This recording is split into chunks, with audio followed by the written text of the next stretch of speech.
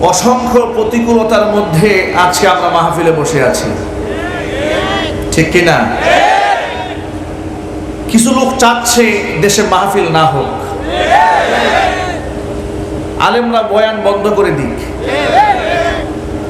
আচ্ছা, আপনারা বলেন তো, এই শীতের সময় আপনারা অনেকে দেখেছেন মাইকিং করে ফুটবলের টুর্নামেন্ট আয়োজন করা হচ্ছে, কনসার্টও হচ্ছে, সিনেমা চলছে। সিনেমা হল বন্ধ নাকি? স্টেডিয়াম বন্ধ আছে, খেলাও চলছে, সব চলছে। মিল বন্ধ, কারখানা, বাজার, হাট ঘাট সব চলছে। সমস্যাটা শুধু মাহফিলে, ঠিক কিনা? পূজা চলছে না চলছে না? বড়দিন অনুষ্ঠান সারা বাংলাদেশে ধুমধাম করে হয়েছে না হয়নি? হয়েছে। বাধা কোথায়?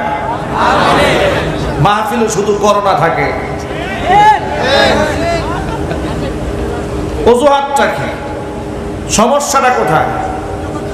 আরো বেশি ব্যথা লাগে, ষড়যন্ত্র যদি কাফের মুশরিকরা করতো ব্যথা কম লাগতো। ষড়যন্ত্র মুসলমানরা করে। যে মুসলমান কোরআনের মাহফিলে বাধা দেয় কিংবা মাহফিল করতে দিতে চায় না, তাকে আমরা মুসলমানও বলতে চাই না। যে মুসলমান আল্লাহর কোরআনকে পছন্দ করে না, কোরআনের আওয়াজকে পছন্দ করে না, তাকে আমি মুসলমান হিসেবে পছন্দ করি না। এই কথার সাথে কি আপনারা সবাই একমত আছেন? মাশাআল্লাহ। কিন্তু তাদের বোঝা উচিত, এদেশের মানুষের হৃদয়ের সাথে, রক্তের সাথে, প্রতিটি রক্তের কণার সাথে ইসলাম, কোরআন, সুন্নাহর মহব্বত জড়িত রয়েছে। মন চাইলেই এত বড় জাতিগোষ্ঠীকে কোরআন সুন্নাহ থেকে দূরে ঠেলে দেওয়া সম্ভব হবে না। গত সপ্তাহখানেক আগে, গত 22 তারিখে আমার একটা মাহফিল ছিল চুয়াডাঙ্গা জীবননগরে। সেখানে মাহফিল করবে, বড় মাদ্রাসার মাহফিল। মাইকিং করতে দেওয়া হয়নি, পোস্টারও করতে দেওয়া হয়নি। অথচ মাহফিল কমিটি বললেন যে হুজুর, আমাদের এই শহরে ধুমধাম করে মাইকিং করে বিশাল ফুটবল টুর্নামেন্ট হয়েছে। যে সপ্তাহে ফুটবল টুর্নামেন্ট হয়েছে সেই সপ্তাহে মাহফিলের অনুমোদন নাই। আমরা 95% মুসলমানের দেশের জনগণ এই কথাটা যদি প্রতিবাদ করি, তাহলে মাদানী হুজুর উস্কানিমূলক কথা বলে। আর যে হুজুর নীরবে সহ্য করবে, তিনি হবেন বিরাট বড় বুজুর্গ হুজুর, আমলি হুজুর, আধ্যাত্মিক হুজুর। আমাদের স্পষ্ট মনে রাখতে হবে, ইসলামে যেমন আধ্যাত্মিকতা রয়েছে, বুজুর্গি রয়েছে, সবচেয়ে বড় বুজুর্গ হচ্ছে যিনি ইসলাম বিরোধী কর্মকাণ্ডের বিরোধিতা করেন। এর চেয়ে বড় বুজুর্গি আর নাই, ঠিক কিনা? এটাকে বাদ দিয়ে যারা বুজুর্গ সাজতে যায়, তারা বুজুর্গ, এই কথা ঠিক, কিন্তু বুজুর্গ শয়তান। বুজুর্গ মানে বড়। আস-সাকিতু আনিল হাক্কি শাইতানুন আখরাস, এটা আমার কথা নয়। আপনি যে অভিযোগ দাঁড় করায় বলবেন যে মাদানী হুজুর অমুক বুজুর্গকে শয়তান বলে গেছে, এটা আমি বলি নাই, আমি নকল করেছি। 1500 বছর আগে নবী জনাব মুহাম্মদ রাসূলুল্লাহ সাল্লাল্লাহু আলাইহি ওয়াসাল্লাম বলেছেন, আস-সাকিতু আনিল হাক্কি শাইতানুন আখরাস, যে ব্যক্তি সত্য বলা থেকে জবানকে বন্ধ রাখে, চুপ থাকে, এটা হলো বুবা শয়তান। সে কি শয়তান? আরো জোরে। এগুলা হলো বুবা শয়তান। তারা মুখ দিয়ে সত্য কথা বলে না, এরা হচ্ছে কি শয়তান? বুবা শয়তান। এই বুবা শয়তানগুলো সমাজের জন্য আরো বড় কালসাপ। বলে, আপনি এত গরম গরম কথা বলেন কেন? হুজুর তো আমরাও দেখি কি সুন্দর আধ্যাত্মিক হুজুর, দেশের বাহিরে থাকে, উনি ইউটিউবে ওনার বয়ান শুনি। ওনার আস্তে আস্তে মিষ্টি মিষ্টি কথা শুনলে আপনি নতুন করে মুসলমান হবেন। কিন্তু আমাদের বাংলাদেশের হুজুররা এত গরম কেন? বাংলাদেশের হুজুরদেরকে দেখি আবার পিছন দিকে বাতাসও দেয়, বাংলাদেশের হুজুরা দেখি আবার সিংহাসনেও বসে, বাংলাদেশের হুজুরা দেখি আবার জোরে জোরে কথাও বলে, আস্তে আস্তে কথা বলতে পারে না। এত জোরে কথা বলে কেন? এই সমস্ত অভিযোগ যারা দাঁড় করায়, আল্লাহর কসম করে বলি, এরা কোরআনও জানে না, হাদিসও জানে না, নবীর জিন্দেগি সম্পর্কে ন্যূনতম জ্ঞান তাদের নাই।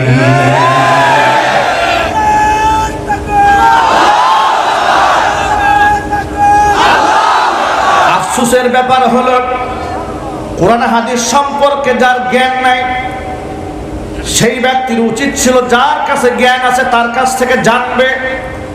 আল্লাহ পাক বলেন, ফাসআলু আহলাদ যিকরি ইন কুনতুম লা তা'লামুন। তোমরা যদি না জেনে থাকো, যারা জানে তাদের কাছ থেকে জিজ্ঞেস করো। আলেমদের কাছে জানতে চাও, আলেমদের কাছে জেনে নাও। আর যে ব্যাপারে তোমার জ্ঞান নাই, ইলম নাই, সেই ব্যাপারে খবরদার জবান খুলবা না। এটা আমি বলি না, এটা আল্লাহ নিজেই বলেছেন, লা তাকফু মা লাইসা লাকা বিহি ইলম ইন্নাস সামআ ওয়াল বাসারা ওয়াল ফুআদা কুল্লু উলাইকা কানা আনহু মাসউলা। যে ব্যাপারে তোমার ইলম নাই, জ্ঞান নাই, সে ব্যাপারে চুপ। লা তাকফু মা লাইসা লাকা বিহি ইলম, যে ব্যাপারে জ্ঞান নাই সে ব্যাপারে চুপ থাকতে হবে। পণ্ডিতি সব জায়গায় করবা না। বহুত পণ্ডিতি তোমাদের জাতি দেখেছে। খবরদার, কোরআন হাদিসের ক্ষেত্রে আলেমদের উপরে পাণ্ডিত্য দেখাতে যাবে না। তোমাদের এই পাণ্ডিত্য আলেমরা এবং বাংলাদেশের মুসলমান কোনদিন মেনে নেবে না। কথা বলা ঠিক কিনা? আলেমদেরকে সবক শোনাও। আল্লাহ পাক বলেন, সাবধান, লা তাকফু মা লাইসা লাকা বিহি ইলম, যে ব্যাপারে জ্ঞান নাই, ইলম নাই, চুপ হয়ে যা, কোনো কথা বলা যাবে না। মনে রেখো, ইন্নাস সামআ ওয়াল বাসারা ওয়াল ফুআদা, তোমার কান, তোমার চোখ, তোমার অন্তর, সব কিছুকে হাসরের ময়দানে জিজ্ঞাসিত হতে হবে। মনে চাইলেই মুখ দিয়ে কিছু বলা যাবে না, মনে চাইলেই কান দিয়ে সব কথা শোনাও যাবে না, মনে চাইলে যা মনে চাই সেটা কল্পনাও করা যাবে না। কারণ আমি আপনি এমনই এক রবের বান্দা, এমনই এক রবের গোলাম, যে রব আমার শুধুমাত্র দিনের বেলায় অবস্থা জানেন আর রাতের বেলায় জানেন না, এমন নয়। আমার রব তো এমন রব যিনি বলেন, ইয়ালামু খাইনাতাল আ'য়ুনি ওয়া মা তুখফিস সুদূর। এরে বান্দা, তোর চোখের আড়িটুনি, তুমি যে কালো সানগ্লাস লাগিয়ে প্রচন্ড রোদের মধ্যে কোন দিকে তাকাও পৃথিবীর কেউ দেখে নাই, কিন্তু ইয়ালামু খাইনাতাল আ'য়ুন, চোখের এই খেয়ানতটা সম্পর্কে আমি আল্লাহ পাক জানি, আমি সব দেখি। কেন জানো? কারণ হচ্ছে, ইন্নাল্লাহা লা ইয়াখফা আলাইহি শাইউন ফিল আরদি ওয়ালা ফিস সামা। আমি আল্লাহর কাছে আসমানে এবং জমিনে কোনো কিছু লুকায়ে থাকে না। আমি সব দেখতে পাই, আমি আল্লাহ পাক সব শুনতে পাই। তুমি আমাকে দেখো না, কিন্তু তোমার সমস্ত কার্যক্রম আমি আল্লাহ পাক দেখি। যেখানে মানুষেরা মাইক্রোস্কোপ যন্ত্র দিয়ে একটা প্রাণীকে খুঁজে পায় না, সেই প্রাণীগুলো রিজিকের ফয়সালা আমি আল্লাহ পাক করি। বলেন সুবহানাল্লাহ। তাহলে আমার স্রষ্টা তো এমন স্রষ্টা, যিনি আমার চোখের খিয়ানত সম্পর্কে জানেন, যিনি আমার মনের হালাত জানেন, যিনি আমার কদমের হালাত জানেন, যিনি আমার হস্তস্পর্শের কথা জানেন, যিনি আমার দৃষ্টিকে কন্ট্রোল করেন, যিনি আমার অন্তরের হালাত জানেন। ভাইরা আমার, যারা আজকে আলেমদেরকে তোমরা গালমন্দ করো, আলেমদেরকে মৌলবাদী, জঙ্গিবাদী, তালাবানি, পাকিস্তানি, এই সমস্ত শব্দ বলে আলেমদেরকে যারা গাল মন্দ করো, সাবধান হও, সাবধান হয়ে যাও। উলামায়ে কেরাম হচ্ছেন নবীগণের ওয়ারিস, তারা হচ্ছেন নবীদের ওয়ারিস, তারা হচ্ছেন এই জাতির শ্রেষ্ঠ সন্তান। তুমি যৌবনকালটা গার্লফ্রেন্ড নিয়ে যখন পার্কে পার্কে সিনেমায় কাটিয়েছ, যে আলেমকে মৌলবাদ বলে গালি দাও, যৌবনকালে রাত 3টা বাজে তাহাজ্জুদের নামাজের চোখের পানিতে এই আলেম মুখ ভাসিয়ে দিয়েছে। তুমি সেই আলেমকে ধর্ম ব্যবসায়ী বলো? যে আলেম ধর্মের জন্য জীবন দিতে জানে, তাকে তুমি কেমনে ধর্ম ব্যবসায়ী বলো? যে আলেম ধর্মের জন্য জবেহ হতে জানে কিন্তু ধর্ম ছাড়তে রাজি নয়, কথা বলেন, কথা বলেন, তাকে তুমি ধর্ম ব্যবসায়ী বলো? ধর্ম ব্যবসায় তো তুমি সারা বছর নামাজ নাই, রোজা নাই, হজ নাই, যাকাত নাই, ইলেকশন আসলে মাথার মধ্যে টুপি দিয়া সাদা পাঞ্জাবি দিয়া ভোট চাইতে মানুষের কাছে যাও। তোমার চাইতে বড় ধর্ম ব্যবসায়ী বাংলার জমিন আর নাই। ধর্ম ব্যবসায়ী আজকে আলেমদেরকে ধর্ম ব্যবসায়ী বলে গালি দিচ্ছে। খবরদার মুনাফিকের বংশধর, এ জমিন হচ্ছে শাহজালাল শাহবানের মাখদুমের, এই পবিত্র ভূমিকে নাপাক করার শব্দ সার পূরণ হতে দেওয়া হবে না।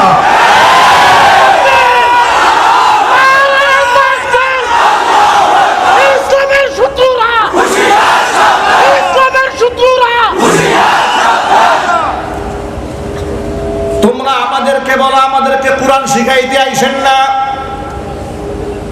আমরা সকালে কোরআন পড়ি, বিকালে কোরআন পড়ি, দৈনিক 70 রাকাত 80 রাকাত নফল নামাজ পড়ি, আছে না? আমি দীর্ঘদিন ধরে একটা বুজুর্গ খুঁজতেছিলাম বাংলাদেশে, এত বড় আল্লাহর ওলি, 22 বছর ধরে তাহাজ্জুদ মিস নাই, প্রতিদিন 70-80 রাকাত নফল নামাজ। সুবহানাল্লাহ বলছে গুলো না? এত বড় বুজুর্গের সন্ধান এই জাতি পায় নাই, আজকে পেয়েছে। কথা বলে না কেন? জাতি আসল পীর পেয়ে গেছে। এত বড় আল্লাহর ওলি, সে আল্লাহর ওলি আলেমদের সাথে খেলতে চায়, আলেমদেরকে ডাকে, শেষ খেলা হবে আলেমদের সাথে, আলেমদের সাথে শেষ খেলা। তুমি আর কয় নাম্বার প্লেয়ার হয়েছ? তুমি আলেমদের সাথে শেষ খেলা খেলতে চাও?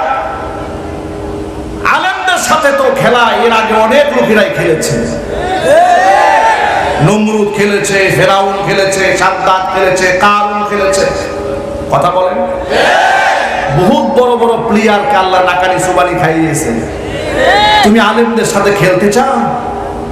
তুমি আলেমদের সাথে খেলবে? জীবনের সকল অপকর্মের জুতা এবং ঝাড়ু পিটা খাওয়ার জন্য প্রস্তুতি নাও। বড় বড় কথা বলো না আলেমদের বিরুদ্ধে। দায়িত্বশীল লোকেরা আলেমদের বিরুদ্ধে এত বিশুদ্ধার কেন? আজকে যে ছেলেগুলা মাথায় পাগড়ি পেয়েছে, এরা হচ্ছে দেশের রত্ন, ঠিক কিনা? সন্দেহ হয় আপনাদের? সন্দেহ হয়? আজকে স্কুল কলেজ বিশ্ববিদ্যালয়ের ছেলে মেয়েদেরকে দিয়ে বাপ মা রাতের বেলায় শান্তিতে ঘুমাতে পারে না ভয়ে। না জানি আমার ছেলে নেশাগ্রস্ত হয়ে গেল কিনা, ইয়াবাগ্রস্ত হলো কিনা, ইয়াবাখুর হয়ে গেল কিনা। আর সেই জায়গায় একটা সন্তানকে, ছাত্রকে মাদ্রাসায় দিয়ে বাপ মা তৃপ্তি ঢেকুর তুলে, হারে আমার সন্তান ইয়াবাখুর হবে না, আমার সন্তান গাঁজাখুর হবে না, আমার সন্তান হেরোইন খুর হবে না, আমার সন্তান মাদক ব্যবসায়ী হবে না, বরং আমার সন্তান এমন এক মাদ্রাসায় পড়াশোনা করে আমার সন্তান আল্লাহর ওলি হয়ে যাবে। মাদ্রাসা পড়ুয়া একটা ছেলে জীবনে বাপ মার চেহারার দিকে চোখে চোখ রাখিয়ে কথা বলতে সাহস পায় না।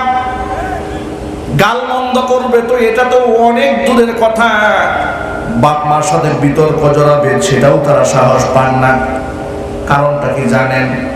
কারণটা হচ্ছে এই যে কোরআনটা আপনি শিখিয়েছেন সন্তানকে, আপনার সন্তান এই কোরআনের মধ্যে শিক্ষা নিয়েছে, তার রব তাকে শিখিয়ে দিয়েছে ওয়া ক্বাদা রাব্বুকা আল্লা তা'বুদু ইল্লা ইয়্যাহু ওয়া বিল ওয়ালিদাইনি ইহসানা। إما يبلغن عندك الكبر أحدهما أو كلاهما فلا تقل لهما أف ولا تنهرهما وقل لهما قولا كريما তোমার রব আমি আল্লাহর নির্দেশ হলো দাসত্ব করবে না গোলামি করবে একমাত্র আমি আল্লাহ। আমি আল্লাহর গোলামির পরে তোমার সবচেয়ে বড় দায়িত্ব হচ্ছে ওয়াবিল ওয়ালিদাইনি ইহসানা, তোমার বাবা মার সাথে সদাচরণ করবে। আল্লাহর পরে আল্লাহ সুবহানাহু ওয়া তাআলা বাবা মার স্থান দিয়ে দিয়েছেন, কিন্তু কপালপুরের লোকেরা এই কথাটা বুঝে না। তারা জান্নাত কামাই করতে দয়াল বাবা কেবলা কাবার পায়ের মধ্যে গিয়ে পড়ে থাকে, ঘরে বাপ মার খবর নেয় না। কত বড় নাফরমানি!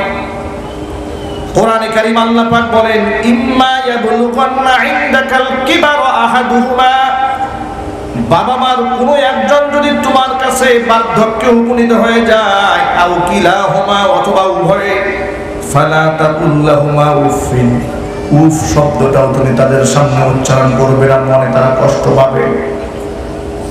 উফ শব্দ তো বলবেই না। ওয়ালা তানহারহুমা, তাদেরকে ধমক দিতে পারবে না।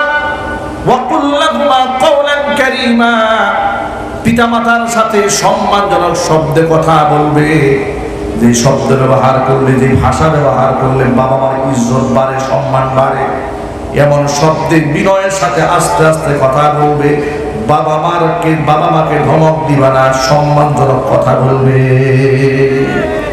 ভাইরা আমার, আপনার এক বাক্যে জবাব দিয়ে বলেন এই কথাটা কি বাংলা বইয়ে লেখা আছে? ইংলিশ মিডিয়ামে কথা লেখা আছে? ভূপদে লেখা আছে? সমাজে লেখা আছে? বিজ্ঞানে লেখা আছে? এই কথার অর্থ এটা নয় তাহলে কি সমাজ বিজ্ঞান ভূগোল দর্শন করব না? আপনি অবশ্যই করবেন।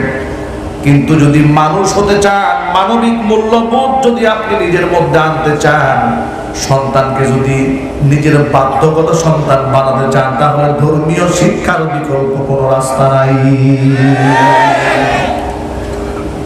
সন্তানকে কোরআন শেখান। মাদ্রাসার ছেলেরা কোরআন থেকে এই অংশটা পেয়েছে।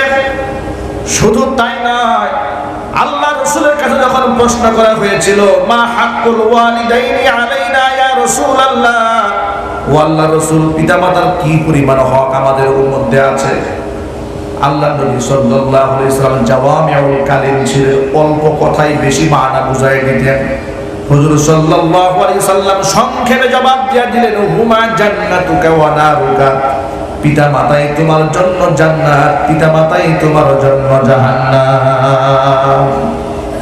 এর মানে আল্লাহ নবী বুঝাই দিলেন তোমার খেদমতে, তোমার আচরণে তোমার বাবা মা যদি তোমার প্রতি খুশি হয়ে যান, তোমার রব তোমার প্রতি খুশি হয়ে যাবে, আর রব তোমাকে জান্নাত দিয়ে দেবে।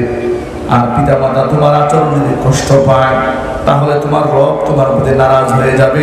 তোমার রব যদি নারাজ হয়ে যায়, তোমার জাহান্নাম ছাড়া উপায় নাই। ভাইরা আমার, কোরআন হাদিসে এই ব্যাপারে অনেক কথা আছে। লম্বা কথা বলার সময় আমার হাতে নাই। আমি যে মেসেজটা আপনাদের সামনে দিতে চেয়েছিলাম শুধু সেই কথাটাই বলি। আপনারা বলেন, আল্লাহর নবী সাল্লাল্লাহু আলাইহি সাল্লাম পিতামাতার সম্মানের যে কথা বলেছেন, এই কথাটা কি বিশ্ববিদ্যালয়ে পড়ানো হয়? কথা বলেন। ইংলিশ মিডিয়ামে পড়ানো হয়? ইংলিশ মিডিয়ামে যদি এই মানবতার কথাগুলো পড়ানো হতো, তাহলে ঐশী রহমানের মতো পুলিশ অফিসারের মেয়ে হয়ে বাপ মাকে নিজের হাতে জবাই করতো না। তবে একটা কথা আমার বলতে মনে চায়, সবাই তো আর সন্তানদের দ্বারা নির্যাতিত হয় না। কথা আছে কামা তাদিনু তুদানু, যেমন কর্ম তেমন ফল। যেই অফিসার বাংলাদেশের অবিসংবাদিত নেতা আল্লামা জুনায়েদ বাবনগরী হাফিজাহুল্লাহর সাথে বেয়াদবি নাফরমানি করেছিল মাহফুজুর রহমান, সেই অফিসারের মেয়েটাই তাকে বাথরুমের মধ্যে জবাই করেছে। আজকে কুষ্টিয়ার এসপি সাহেব শিক্ষা গ্রহণ করেন ঐশী রহমানের কাছ থেকে। আপনি আলেমদের হাত ভেঙে দেওয়ার কথা বলেন, সন্ত্রাসী ভাষা বাংলাদেশে বন্ধ করতে হবে। গুন্ডামি করা যাবে না বাংলাদেশে। সরকার আপনার গায়ে পোশাক উঠিয়ে দিয়েছে গুন্ডামি করার জন্য নয়, মাস্তানি করার জন্য নয়, দেশের শ্রেষ্ঠ সন্তান আলেমদের সাথে বেয়াদবি করার জন্য নয়। আপনি হাত ভেঙে দেবেন, আপনি আমাদেরকে বলেন গো ইউর পিয়ারা পাকিস্তান, আপনি আমাকে পিয়ারা পাকিস্তান বলে আলেম সমাজকে তুচ্ছ করেন। আপনি কোন দলের প্রোডাক্ট, কোন দেশের প্রোডাক্ট সেটাও বলেন, কথা বলেন। সকল মর্দে মুজাহিদ মুসলমান ভাইদেরকে বলতে হবে, ইসলামের কথা বললে যারা আমাকে পাকিস্তানি বলবে তারা কাফেরদের দালাল ছাড়া কিছু নয়।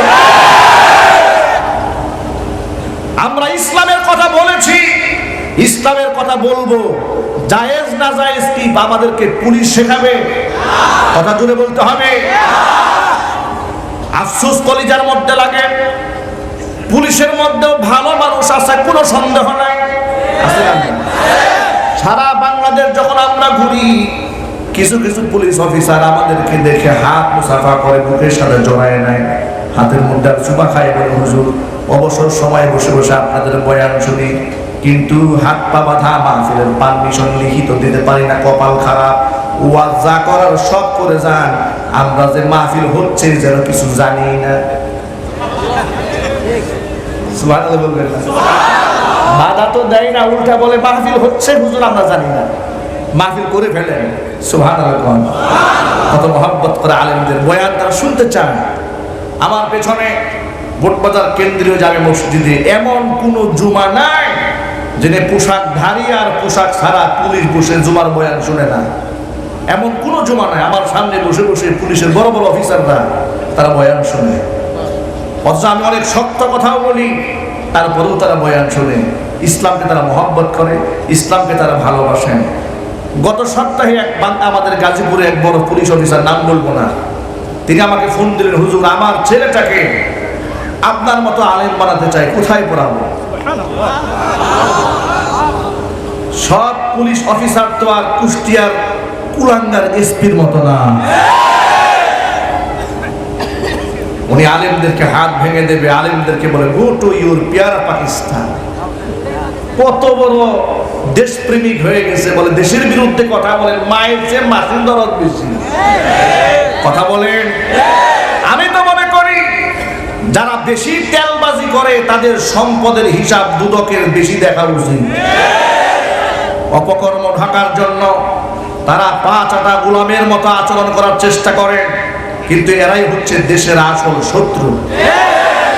আরেকবার আবার তিনি বলেছেন, মাদ্রাসার হুজুররা কালেকশন করে, রাস্তাঘাটে বসে চামড়া কালেকশন করে, চামড়া কালেকশন করে, এগুলা করে করে আমাদের বিরুদ্ধে কথা বলে। নাউজুবিল্লাহি মিন যালিক। আমি বলি এই বাংলাদেশের চান্দা তো দুই প্রকারের উঠানো হয়, চান্দা ছাড়া কেউ চলে না। যত বড় মাপের নেতা হোক তিনিও চান্দা উঠান, কথা বলে না কেন? চান্দা কি শুধু হুজুররা উঠান? তবে পার্থক্য আছে। পার্থক্যটা কি? আপনাদের কাছ থেকে এই যে মাদ্রাসার মুহতামিম সাহেব এখানে বসে আমার আগে বয়ান করেছেন, আলোচক আপনাদের কাছে হাত পেতেছেন কি নিজের জন্য? জোরে বলেন।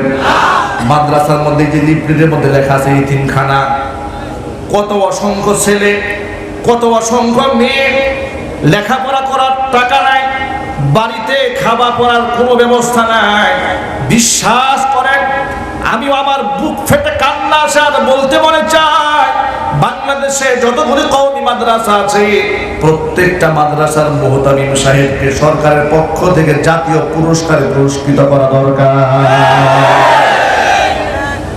20 লক্ষ মাদ্রাসার ছাত্র, কওমি মাদ্রাসার ছাত্র, তারা বাংলাদেশের নাগরিক। বাংলাদেশে তারা যখন চলাচল করে গভর্নমেন্টকে ট্যাক্স দেয়, তারাও রেভিনিউ দেয়, কর দেয়। দেশের সমস্ত রাষ্ট্রীয় ট্যাক্সগুলোর মধ্যে তারা অংশগ্রহণ করে। জোরে বলেন ঠিক কিনা? স্কুল কলেজ বিশ্ববিদ্যালয়ে ছাত্ররা, আমার ভাই, আমার বোন, আমার সন্তান যদি স্কুলে পড়ে তাদেরকে সুশিক্ষায় শিক্ষিত করা যেমন সরকারের দায়িত্ব, এই 20 লক্ষ মাদ্রাসার ছাত্র যারা আছে তাদেরকেও রাষ্ট্রীয় মর্যাদায়, তাদেরকেও শিক্ষিত করার দায়িত্ব ছিল সরকারের। কথা বলেন ঠিক কিনা? কিন্তু সেটা সরকার করতে পারে নাই। গরিবদেরকে ডেকে ডেকে এনে বাংলার এতিম অসহায় দুস্থ মায়ের সন্তানদেরকে ডেকে ডেকে এনে কুলে উঠিয়ে আদর করে সোহাগ করে মহব্বত করে ভালোবেসে কোরআন পড়িয়ে পড়িয়ে তাদেরকে সুন্দর কর্মসংস্থানের ব্যবস্থা করে দিচ্ছে, দিনের দায় বানিয়ে দিচ্ছে, হাফেজ কোরআন বানিয়ে দিচ্ছে। এতটুকুন বুকে হাত রেখে বলতে পারি, তৃপ্তি ঢেকুর নিয়ে বলতে পারি, এই সমস্ত প্রতিষ্ঠান থেকে এমন এক একটা প্রোডাক্ট বের হয়ে যায় যারা কোনোদিন গুন্ডা হয় না, মাস্তান হয় না, খুনি হয় না, ধর্ষক হয় না, চান্দাবাজ হয় না, টেন্ডারবাজ হয় না। তারা অস্ত্রের মহড়া দিয়া এলাকার মধ্যে সন্ত্রাসী কর্মকাণ্ডে জড়িয়ে যায় না। এই সোনার সন্তানগুলো তারা উপহার দিচ্ছে। তাদের আয়ের উৎসটা কি? আয়ের উৎসটা আপনি আগে শোনেন। রাত যখন 3টা বাজে, আপনি যখন ফেসবুক আর টেলিভিশন দেখতে দেখতে যখন ঘুমাতে যান, আপনি মাদারিসে কওমিয়ার মধ্যে দৌড়ে আসেন। রাত যখন 3টা, 3:30 বাজে, চুপচাপ আসবেন, একা একা আসবেন, এসে দেখবেন অসংখ্য ছেলেরা মসজিদের এই কর্নারে, মসজিদের বারান্দার ওই কর্নারে, মসজিদের মাঝখানে দাঁড়িয়ে দাঁড়িয়ে তাহাজ্জুদের নামাজ পড়ে, সেজদায় পড়ে চোখের পানি ঝরে। আমি নিজে কওমি মাদ্রাসার সন্তান, আমি আমার ইতিহাস ভুলে যাই না। আমি দেখেছি রাত 2টা বাজে, রাত 1:30 বাজে কোন ছাত্র যদি রাত 2:30 বাজে উঠেছে, পরের দিন আমি উঠতাম 2টায়। যখন দেখলাম আমার আগে কেউ 2টা বাজে উঠে গেছে, এর পরের দিন আমি উঠতাম রাত 1টায়, যাতে করে আমার আগে কেউ উঠতে না পারে। আমার ভাইরা, বড় দুঃখ নিয়ে আজকে একটা কথা বলে ফেলি। ওই পুলিশ অফিসার আলেমদেরকে তুচ্ছ তাচ্ছিল্য করে বলেছে বাবা মায়েরা তার সবচাইতে গবের ছেলেটাকে নাকি মাদ্রাসায় দেয়। এই কথাটি কি ঠিক? যদি বলেন এই কথাটি কি ঠিক? আমি আমাকে দিয়ে উদাহরণ দিয়া বলি, গর্ব আর অহংকারের জন্য নয়। আমরা বাপ মায়ের 3 জন সন্তান, আমরা 2 ভাই 1 বোন। এই 3 ভাইয়ের মধ্যে, 3 ভাই বোনের মধ্যে আমি ছিলাম বাপ মায়ের সবচেয়ে মেধাবী সন্তান। আমি যখন স্কুলে পড়ি, আমাকে পেছনে ফেলে দেওয়ার কোনো সন্তান বাংলার জমিনে তখন ছিল না। আমি যখন হিফজখানায় ভর্তি হয়েছি, আমাকে পিছপা করার জন্য একজন ছাত্র ক্লাসে ছিল না। কিতাবখানায় যখন পড়েছি, দাওরায়ে হাদিস পর্যন্ত প্রত্যেকটা ক্লাসে প্রথম স্থান অধিকার করেছি আমি নিজে। 30 পারা কোরআন সূরা ফাতিহা থেকে নাস পর্যন্ত আমি এক দ্বারাই খতম শুনিয়েছি এক রাতে। তোমরা আমাদেরকে গবেট বলো, তোমরা আমাদেরকে মেধাহীন বলো, তোমরা বুদ্ধিজীবীরা, তোমাদের মাথার মধ্যে কি আছে সেটা তো কয়েকদিন আগে আমরা দেখেছি। তোমাদের টকশোতে বাংলাদেশের জাতীয় পর্যায়ের এক বুদ্ধিজীবী বাংলাদেশের একজন আলেমের সাথে টকশোতে বসে কিভাবে নাকানি চুবানি খেয়েছে জাতি, সেটা দেখেছে। কথা বলে, তোমরা আলেমদেরকে গবেট বলো, আলেমদেরকে মেধাহীন বলো। আলেমরা এতটা মেধাবী, তাদের মাথার মধ্যে কোনো শয়তানি নাই। কথা বলেন ঠিক কি না? কারণটা কি? তাদের ব্রেইন বড় স্বচ্ছ, হারাম চিন্তা ভাবনা তারা করে না, মানুষকে গালি দেওয়ার চিন্তা করে না, মানুষের টাকা লুটপাট করে মেরে খাওয়ার চিন্তা ভাবনাও তারা করে না। মাত্র 10,000, 8,000, 12,000, 15,000 টাকা বেতন পেয়ে, যেখানে বর্তমান জামানায় একজন অটো রিক্সা চালকের মাসে 30,000 টাকা ইনকাম আছে। কথা বলেন, সেই জায়গায় মাদ্রাসার উস্তাদেরা বাংলাদেশের শ্রেষ্ঠ সন্তান হওয়ার পর মাত্র 10-20,000 টাকা বেতন পেয়ে, মাত্র 5,000 টাকা বেতন পেয়ে সংসার চালায়। কোনদিন তাদের মুখ থেকে অভাব নাই নাই নাই নাই পেরেশান শোনা যায় না। তুমি লক্ষ টাকা ইনকাম করো, ঘামের দুর্গন্ধে তোমার পাশে যাওয়া যায় না। কথা বলে, কথা বলে, তুমি মাসে লাখ টাকা ইনকাম করো, মসজিদের মধ্যে তুমি যখন নামাজে দাঁড়াও তোমার পাশে কুড়িও দাঁড়াইতে চায় না, দুর্গন্ধে দূর হয়ে যায়। বলে না এই খবিসের পাশে দাঁড়ানো যাবে না।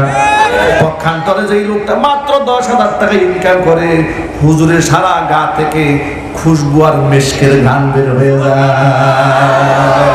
সুবহানাল্লাহ কোন? যদি বলেন সুবহানাল্লাহ। এই জন্য আলেমদের সন্তানগুলো আলেম হয়, হাফেজে কোরআন হয়, দলাদলি নাই, মারামারি নাই, কাটাকাটি নাই, হিংসা নাই, বিদ্বেষ নাই। তোমরা আমাদেরকে বলো আমাদের মাদ্রাসায় জঙ্গি পয়দা হয়। সারাটা বাংলাদেশ থেকে একটা মাদ্রাসার নাম বলো যেখান থেকে একজন জঙ্গি আবিষ্কার হয়েছে, একটা মাদ্রাসার নাম আছে? যদি বলেন। হলিয়াটিজানে গুলশানে যখন বোমা হামলা হলো, বাংলাদেশের বুদ্ধিজীবীরা বললো এই কাজটা মৌলবাদীরা করেছে। কিন্তু তলায় দেখে খতায় দেখে যারা করেছে একজনও মাদ্রাসার ছাত্র না, বিশ্ববিদ্যালয়ের ছাত্র, ইংলিশ মিডিয়ামের ছাত্র।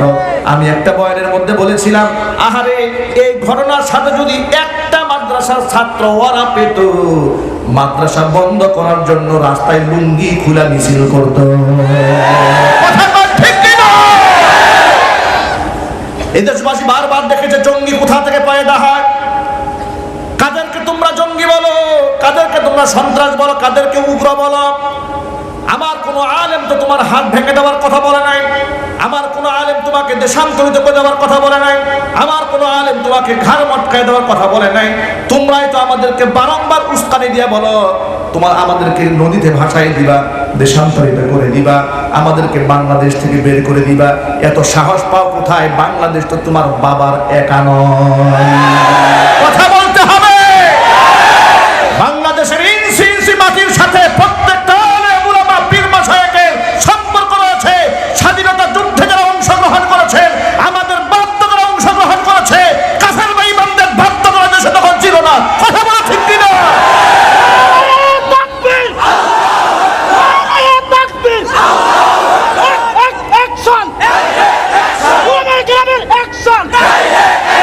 সকল ভাইদেরকে বলি, এই জন্য আলেমদেরকে যারা অপমান করতে চায় তাদের সাথে সাধারণ মুসলমানের কোনো সম্পর্ক থাকতে পারে না।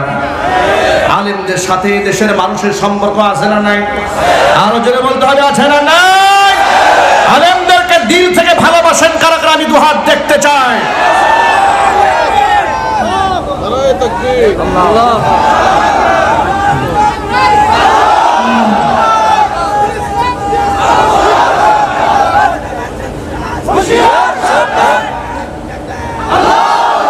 ও যুবক ভাইয়েরা, এবার হাত নামান, এবার আমার প্রশ্নের জবাবটা নেন।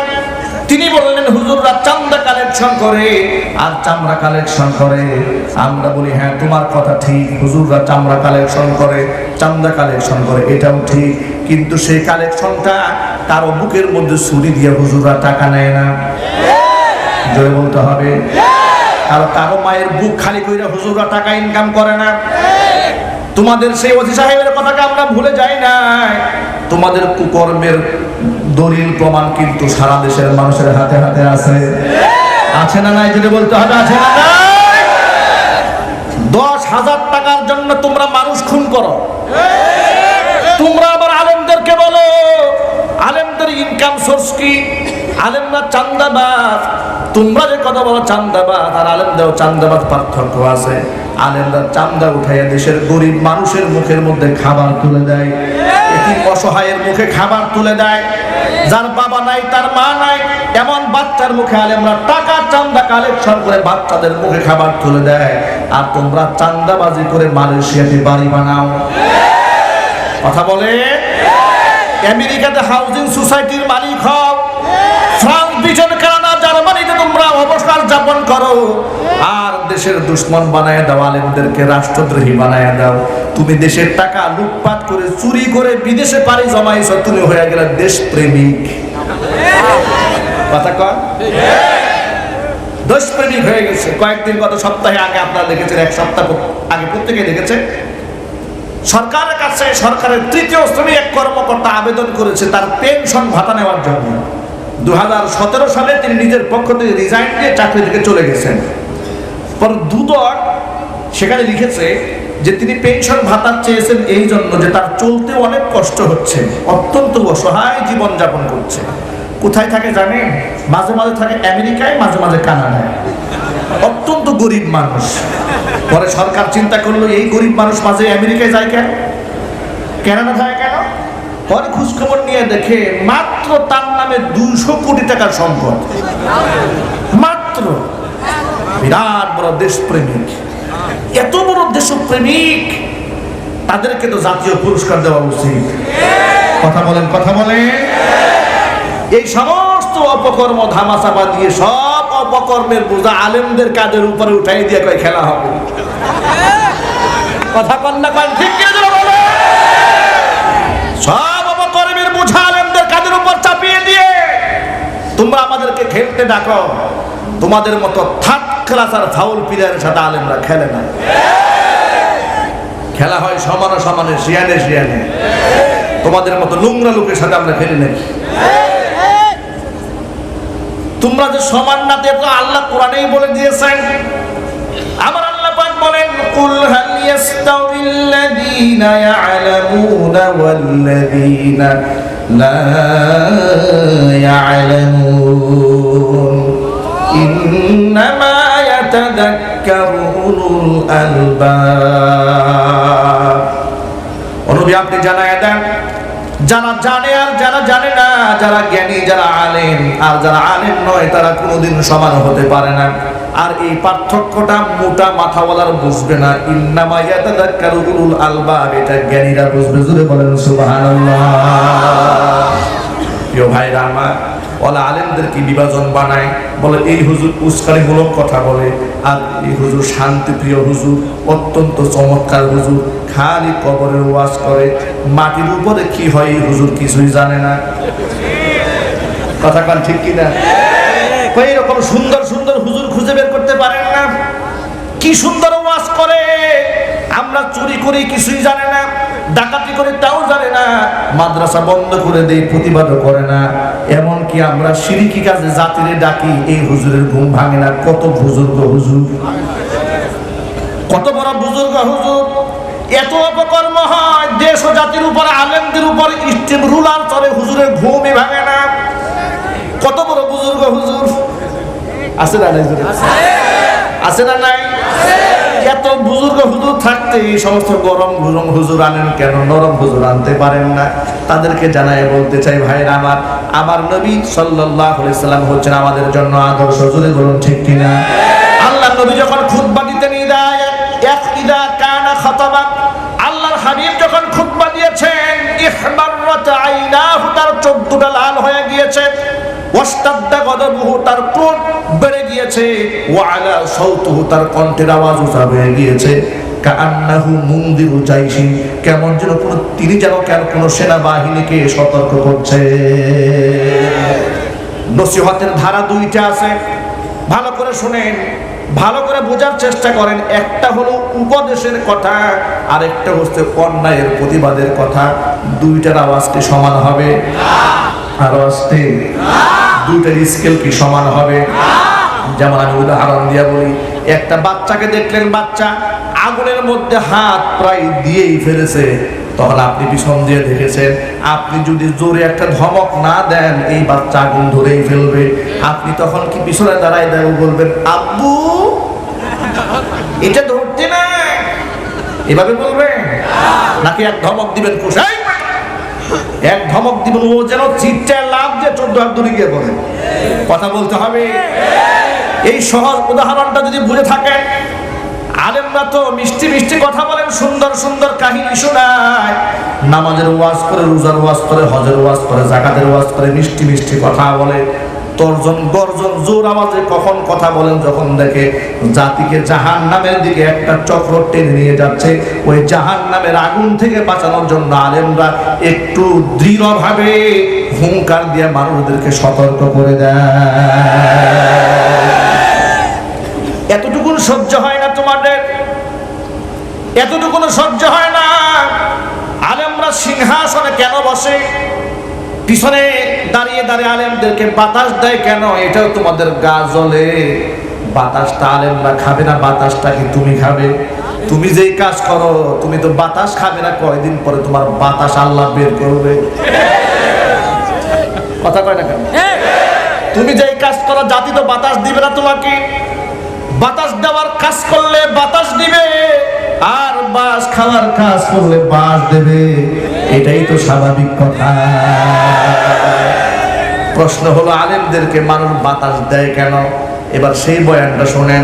এটা আমি বলি না, এটা আল্লাহ নিজেই বলেছেন। সুবহানাল্লাহ। আল্লাহ রাব্বুল আলামিন বলেন, ইয়ারফাইল্লাহুল্লাযীনা আমানু মিনকুম ওয়াল্লাযীনা উতুল ইলমা দারাজাত।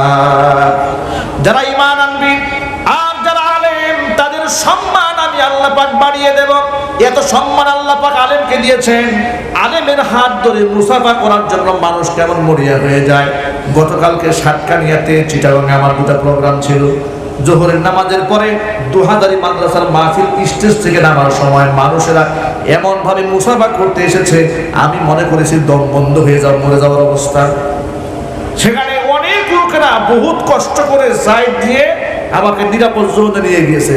লোকেরা বলে, হুজুর জীবনে একটা স্বপ্ন, আপনার হাতটা একটু ধরবো। ভাইরা আমার, এই যে ভালোবাসা আলেমদের প্রতি মানুষের কে সৃষ্টি করে দিয়েছেন? আর যদি বলেন না কে দিয়েছেন? এই লোকটা ভালো করে জানে এই হুজুরকে মহাব্বত করলে হুজুর তো দুনিয়ার আমার কোনো ফায়দায় আসবে না, পুলিশের পিটান থেকে আমাকে বাঁচাইতে পারবে না, মামলা থেকেও বাঁচাতে পারবে না, আমার জায়গা জমি উদ্ধার করে দিতে পারবে না, ব্যবসা বাণিজ্যের মধ্যে লাভ করে দিতে পারবে না। তারপরে মানুষের এত মহব্বত কেন আলেমদের উপরে? আলেমদের প্রতি এত ভালোবাসা কেন? এত দরদ কেন? তোমরা এত সমালোচনা করো আলেমের, কিন্তু একজন আলেম যখন মারা যায় তার জানাজার নামাজগুলো বাদশার মতো আয়োজন হয়ে যায়। বুঝার চেষ্টা করা, ঠান্ডা মাথায় বোঝার চেষ্টা করো। আলেমদেরকে শত্রু বানায় নিও না, আলেমদেরকে বন্ধু বানায় নাও, ফায়দা হবে। ফায়দা হবে কিনা জোরে বলে? আলেমদেরকে বন্ধু বানালে ফায়দা আছে না নাই? আমাদের গাজীপুরের মেয়র আলহাজ অ্যাডভোকেট জাহাঙ্গীর আলম আলেমদেরকে বন্ধু বানিয়েছে, লাভ না লস? লাভ হয়েছে না লস হয়েছে? তিনি আজকে আঞ্চলিক নেতা নয়, আমাদেরকে আলেমদেরকে ভালোবেসে তিনি এখন বিশ্বের মধ্যে আলোড়ন সৃষ্টিকারী নেতা। আলেমদেরকে মোহাব্বত করো, বুকে টানো, তোমার সম্মান আল্লাহ পাক বাড়ায় দেবে। তার কারণটা শোনো, কোরআনের সাথে থাকলে আল্লাহ পাক দাম বাড়িয়ে দেয়। কোরআনের সাথে একটা গিলাফ যদি কোরআনের গায়ে লেগে যায়, সেই গিলাফের দাম কমে না বাড়ে? এমন বাড়ে। কোরআনের গা থেকে গা খসে যদি গিলাফটা পায়ের মধ্যে লেগে যায়, ওয়াজ নসিহত করতে হয় না, মানুষের আবেগ আপ্লুত হইয়া ওই কাবারের মধ্যে চুমা খাইতে শুরু করে। পক্ষান্তরে 500 টাকা গজের পর্দা, 1000 টাকা দামের পর্দা কিংবা চাদরের মধ্যে 1000 বার লাথি লাগে, একটা বার বিবেকে বলে না যে একটা চুমা দে, বরং বলে যে লাথি একটা দিয়েছি, লাথি তো আরো একটা দেওয়া দরকার। কথা কান ঠিক? এই সহজ উদাহরণটা যদি বুঝে থাকেন, আলেমরা হচ্ছে কোরআনের ধারক, আলেমরা হচ্ছে কোরআনের বাহক। ওই কোরআনের ধারক এবং বাহকের সাথে যে ব্যক্তি সম্পর্ক করবে, আল্লাহ সুবহানাহু ওয়া তাআলা আলেমদের সম্মানে তারও সম্মানিত বানাইয়া দিবে। আমার নবীকে আল্লাহ পাক ডাক দিয়ে বলেন, ইয়া আইয়ুহান নাবিয়্যু ইন্না আরসালনাকা শাহিদান ওয়া মুবাশশিরান ওয়া নাযীরা ওয়া দাঈয়ান ইলা আল্লাহি বিইذনিহি ওয়া সিরাজাম মুনীরা ওয়া বাশশিরিল মুমিনিনা বিআন্না লাহুম মিনাল্লাহি ফাদলান কাবীরা।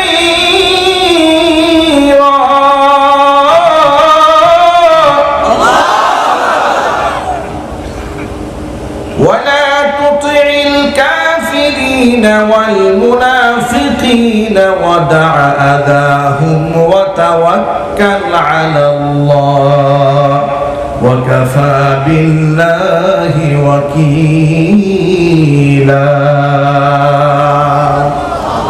আল্লাহ পাক বলেন, নবীজি ইন্না আরসালনাকা শাহিদান ওয়া মুবাশশিরান ওয়া নাযীরা, আমি আপনাকে পাঠিয়েছি দুনিয়াতে শাহিদান মানে সাক্ষী রূপে পাঠিয়ে দিলাম, আপনি হবেন এই উম্মতের সাক্ষী। ও যুবক ভাইরা আমার, আমাদের ভালো মন্দের আমলের সাক্ষী হবেন আমাদের নবী মুহাম্মদ রাসূলুল্লাহ সাল্লাল্লাহু আলাইহি ওয়াসাল্লাম। আল্লাহর নবীর সাহাবীদের ভেতরে একজন সাহাবীর নাম হচ্ছে আব্দুল্লাহ ইবনে মাসউদ রাদিয়াল্লাহু তাআলা আনহু। এত সুন্দর করে কোরআন পড়তে পারতেন, নবী সাল্লাল্লাহু আলাইহি ওয়াসাল্লাম মাঝে মাঝে আব্দুল্লাহ ইবনে মাসউদকে কোরআন তেলাওয়াত করতে বলতেন, হুজুর শুনতেন।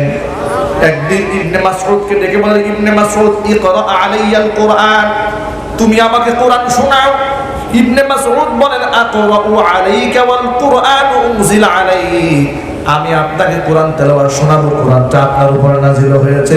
হুজুর জবাব দিয়ে বলেন, উহিব্বু আন আসমাআহু মিন গায়রি, অন্যের কাছ থেকে কোরআন শুনতেও আমি নবী ভালোবাসি।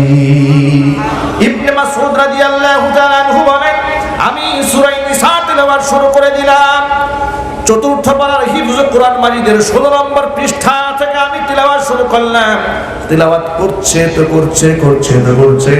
একটা পর্যায়ে 5 নম্বর পারার হিফজ কোরআন মাজিদের 3 নম্বর পৃষ্ঠার শেষের দিকে এসে যখন পড়েছে, ফাকাইফা ইযা জিনা মিন কুল্লি উম্মাতিন বিশাহিদিন ওয়া জিনা বিকা আলা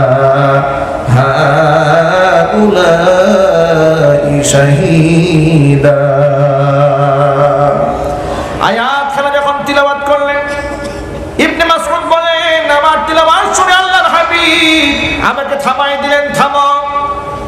আমি হুজুরের চেহারার দিকে তাকাই, দেখি হুজুরের চোখ বেয়ে বেয়ে ইদা আইনাহু তাদরিফান, চোখের পানি মুখ ভেসে ভেসে পড়ে যাচ্ছে। হুজুরের চোখের পানি অঝড়ায় পড়ছে। নবীজি আমাকে আর সামনে বাড়তে দিলেন না। আয়াতের মধ্যে কি লেখা আছে, কি শুনে নবীজি কান্নায় ভেঙে পড়লেন? আয়াতের মধ্যে লেখা আছে, ফাকাইফা ইদা জিনা মিন কুল্লি উম্মাতিন বিশাহিদ। সেদিন কি অবস্থা হবে যেদিন আমি প্রত্যেকটা উম্মতের ভেতর থেকে একজন করে সাক্ষী দাঁড় করায় দেব। তাদের নবীকে আমি উম্মতের উপরে সাক্ষী বানাবো। জিনা বিকা আলা হাউলাই শাহীদা। আর এই উম্মতের উপরে সাক্ষ্য দেওয়ার জন্য নবীজি কিয়ামতের ময়দানে আপনাকে আমি দাঁড় করায় দেব। মুফাসসিরিন কিরাম লিখেছেন, এই আয়াত শুনে নবীজি এজন্য কান্না করেছেন যে উম্মতের জন্য আমি তায়েফে মার খেলাম, যে উম্মতের জন্য উহুদে মার খেলাম, যে উম্মতের জন্য আমি দেশান্তরিত হলাম, যে উম্মতের জন্য আমি রক্ত ঝরিয়েছি, যে উম্মতের জন্য আমি ঘর বাড়ি ছাড়লাম, কোনদিন আমার উম্মতের জন্য বদদুয়া করি নাই। কিয়ামতের মাঠে আমি নবীজি আমার উম্মতের বিরুদ্ধে কেমনে বদদুয়া করব? ভাই আমার, কিভাবে আমি আমার উম্মতের বিরুদ্ধে সাক্ষী হয়ে দাঁড়াবো? হাসরের ময়দানে আমার উম্মতের বিরুদ্ধে আমি কিভাবে কথা বলবো? উম্মতের মায়ায় নবীজি কান্নায় ভেঙে পড়লেন। এজন্য আমি সকল ভাই এবং বোনদেরকে একটা মেসেজ দিতে চাই, কিয়ামতের মাঠে আমার নবী হয়তো আমার পক্ষের সাক্ষী হবেন না, হয় আমার বিপক্ষের সাক্ষী হয়ে যাবেন। যদি নবীজি আমার পক্ষের সাক্ষী হয়ে যায়, ভাগ্য আমার খুলে যাবে। আমার নবী যদি আমার বিপক্ষের সাক্ষী হয়ে যায়, কপালের মধ্যে এমন আগুন লাগবে, ওই আগুন আর কেউ নেভাতে পারবে না। যদি বলুন ঠিক কিনা? এই জন্য নবীজিকে আপন মানাবার দরকার আছে না নাই? নবীজির সাথে যদি আমরা আপন হতে চাই, নবীজির কাছে যদি আমরা আপন হতে চাই, হুজুরের সুপারিশ যদি আমরা পেতে চাই, আল্লাহর হাবিব বলেছেন, মান আহাব্বা সুন্নতি ফাকাদ আহাব্বানি ওয়া মান আহাব্বানি কানা মাই ফিল জান্নাহ। যেই ব্যক্তি আমার সুন্নাতকে মহব্বত করবে, সেই ব্যক্তি আমি নবীকে ভালোবাসলো। যেই ব্যক্তি আমি নবীকে ভালোবাসলো, সেই ব্যক্তি আমার সাথে জান্নাতি হবে। এই জন্য যত ভাইরা এখানে এসেছেন, আমাদের জীবনের সবচেয়ে বড় টার্গেট হচ্ছে আমাদের আদর্শ, আমাদের মডেল নবীনা মুহাম্মদ রাসূলুল্লাহ সাল্লাল্লাহু আলাইহি সাল্লামকে জীবনের সকল ক্ষেত্রে আমরা নমুনা এবং মডেল হিসেবে, আদর্শ হিসেবে গ্রহণ করতে চাই। রাজি আছেন তো ইনশাআল্লাহ? আল্লাহ সুবহানাহু ওয়া তাআলা কবুল করেন, জোরে করে আমিন। আমার নবীর জিন্দেগীর জীবনের সবচাইতে বড় আমল হচ্ছে নামাজ। যত মানুষ এখানে এসেছেন, আজকে একটা পণ করে যাব, জীবনে ইচ্ছাকৃতভাবে এক ওয়াক্ত নামাজ ছাড়বো না। কারণ আমার নবী ইন্তেকালের আগে তিনবার নামাজের কথা উম্মতকে স্মরণ করিয়ে দিয়ে বলেছেন, আসসালা ইয়া উম্মতি, আসসালা আসসালা। উম্মত সাবধান, নামাজটা বাদ দিও না, নামাজটা বাদ দিও না, নামাজ ছেড়ে দিও না, নামাজের ব্যাপারে যত্নবান হও। আজকে অধিকাংশ মুসলমান নামাজ পড়ে না। কথা বলেন? ওয়াজ শুনে সারা রাত বয়ান করলে, সারা রাতই বয়ান শুনলে, কিন্তু নামাজের কথা বললে আর মজা লাগে না। ওয়াজ খুব মজা লাগে, নামাজ মজা লাগে না। ভাই আমার, ওয়াজ শোনার উদ্দেশ্য হচ্ছে ঠিকঠাক মতো নামাজ পড়া, ইসলামকে মান্য করে চলা। কথা বলুন ঠিক কিনা? এই জন্য আমরা একটা পণ করবো, জীবনে আর নামাজ কাজা করবো, নামাজ বাদ দেবো। নামাজটা আমরা নিজেরা করবো, আমাদের ঘরের মানুষদেরকে নামাজ পড়তে আমরা উদ্বুদ্ধ করবো। আমরা বলি ইনশাআল্লাহ। মনে রাখবেন, এই সেজদা, এই কপাল আর নাক দিয়া আল্লাহর সামনে বান্দা যখন সেজদায় পড়ে যায়, আল্লাহ রাসূল সাল্লাল্লাহু আলাইহি সাল্লাম বলেছেন, আল্লাহর মাঝে আর ওই বান্দার মাঝে আর কোনো পর্দা থাকে না। কোরআন মাজিদে আপনারা পড়েছেন, ওয়াসজুদু ওয়াক্তাবির, সেজদা দাও আর নিকটতম হয়ে যাও। সেজদা দিলেই সরাসরি কার কাছাকাছি? আল্লাহ পাকের কাছাকাছি। রাত অনেক গভীর, আমি সামনে নেব না। আমি শুধু এই মেসেজটা দিতে চাই, আমার জীবনের মিশন আপনাদের জীবনের মিশন হোক। আমরা সমাজের মধ্যে নবী মুহাম্মদ সাল্লাল্লাহু আলাইহি ওয়াসাল্লামের সুন্নাত আদর্শ বাস্তবায়ন করব আমরা ইনশাআল্লাহ। নামাজ পড়বো ইনশাআল্লাহ, ঘরে নামাজের তালিম দেব ইনশাআল্লাহ বলেন, এবং মা বোনদেরকে পর্দার ব্যাপারে সর্বোচ্চ গুরুত্ব প্রদান করব আমরা বলি ইনশাআল্লাহ। এতক্ষণ পর্যন্ত আপনাদের সামনে যে কথাগুলো বলেছি, আল্লাহ পাক আমাদের সকলকে আমাল করার তৌফিক দান করুন। ভাইরা আমার, আমি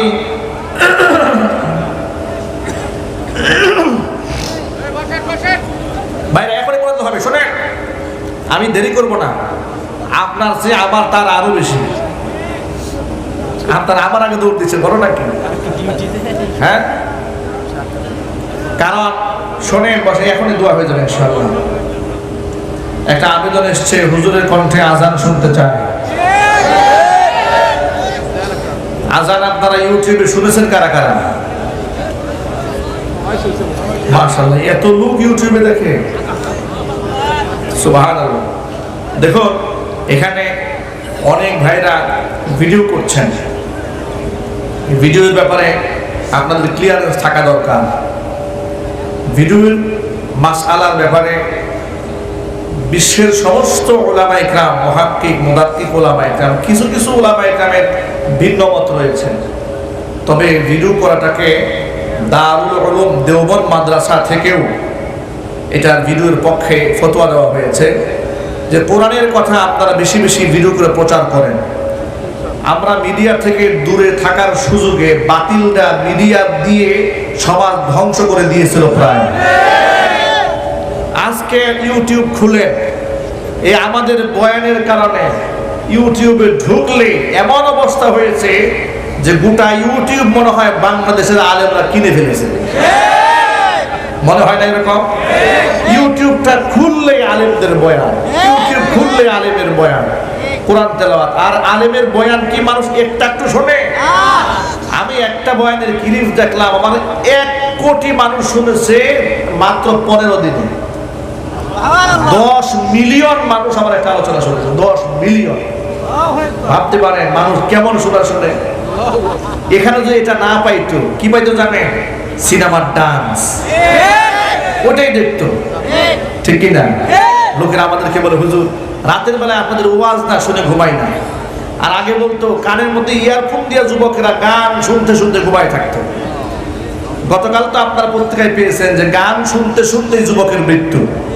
নাউযুবিল্লাহি মিন যালিক, ঈমান হারা হয়ে জমিন থেকে বিদায় হয়েছে। এই জন্য আজকে যুব সম্প্রদায় ইসলামের দিকে এগিয়ে আসতেছে।